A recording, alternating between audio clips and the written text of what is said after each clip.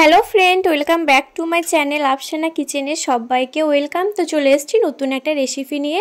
তো শীতের সন্ধ্যায় এইভাবে কিন্তু চিকেন স্যুপ হলে খুব ভালো লাগে। তো আজকে করে দেখাবো চিকেনের স্যুপ। তো যদি ভালো লেগে থাকে অবশ্যই লাইক করবেন, যারা নতুন ইউটিউব থেকে দেখলে সাবস্ক্রাইব করবেন আর ফেসবুক থেকে দেখলে ফলো করবেন। তো প্রথমে আমি চিকেনটাকে সিদ্ধ করতে দিয়ে দিয়েছিলাম। তো চিকেনটা সিদ্ধ হয়ে গেছে, এখন আমি কিন্তু হাত দিয়ে ছোট ছোট করে কেটে নিচ্ছি। তো আপনারা চাইলে এটা দুটো কাঁটা চামচের সাহায্যে করে নিতে পারেন। তো তারপরে এইদিকে আমার লাগবে টমেটো কুচি, গাজর কুচি, ক্যাপসিকাম কুচি আর পেঁয়াজ কুচি। তো এগুলো আমি ছোট ছোট করে কেটে নিয়েছি। তো আপনারা আপনাদের পছন্দ মতো সাইজ করে কেটে নেবেন।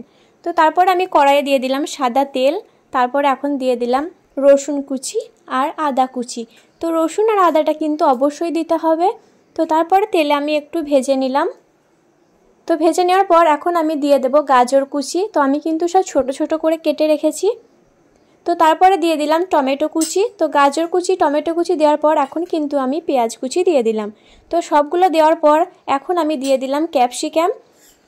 তো ক্যাপসিকামটা দেওয়ার পর এখন আমি একটু ভালো করে ভেজে নেব। তো ভেজে নেওয়া হয়ে গেছে, এখন আমি দিয়ে দিলাম চিকেন, যে চিকেনটা আমি সিদ্ধ করে ছোট ছোট করে রেখে দিয়েছিলাম। এখন চিকেনটা দেওয়ার পর আমি ভালো করে ভেজে নিয়েছি। তো এখন আমি দিয়ে দিলাম চিকেনের পানিটা। আমি যে চিকেনটা সিদ্ধ করেছিলাম সেই পানিটা কিন্তু আমি ফেলে দিইনি, ওই পানিটা দিয়ে কিন্তু আমি রান্নাটা করব।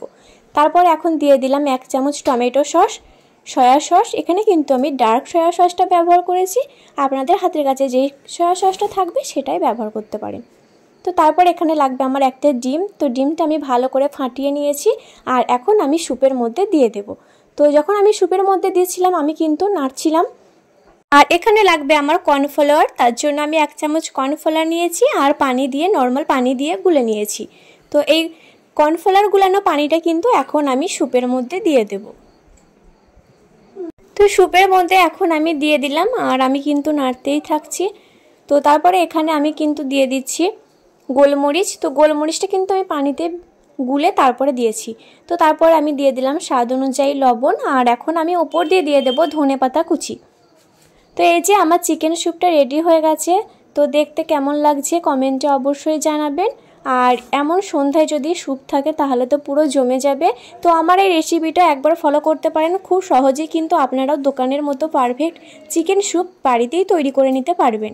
আর আমার মতো বাড়িতেই তৈরি করে নেয় ভালো, দোকান থেকে কেনার কোনো দরকার নেই। তো রেসিপিটা কেমন লাগলো কমেন্টে অবশ্যই জানাবেন, যদি ভালো লেগে থাকে একটা লাইক করবেন। তো নেক্সট ভিডিও কি দেখতে চান সেটা আমাকে কমেন্টে অবশ্যই জানাবেন, আমি চেষ্টা করব আপনাদের সাথে শেয়ার করার। তো ভালো থাকবেন সবাই, আল্লাহ হাফেজ।